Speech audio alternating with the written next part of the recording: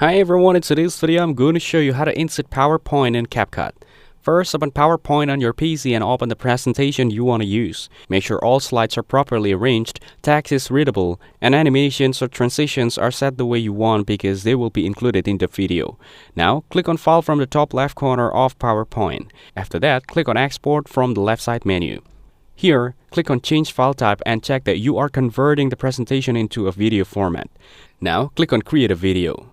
Next, look for the Quality Video option and select Full HD 1080p so your slides look clear and sharp in CapCut. Click on Create Video. Now choose the folder where you want to save the video. Give the file a name and click on Save. Once the video is saved, open CapCut on your PC. Here, click on Create Project to start a new edit. Now, click on Import, then go to the folder where you saved the PowerPoint video. Select the video file and click Open. After importing, drag the PowerPoint video down onto the timeline.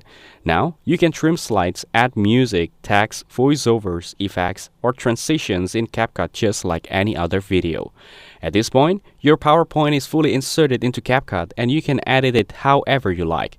If this video helped you, make sure to like the video and subscribe to the channel. Thanks for watching and I'll see you in the next video.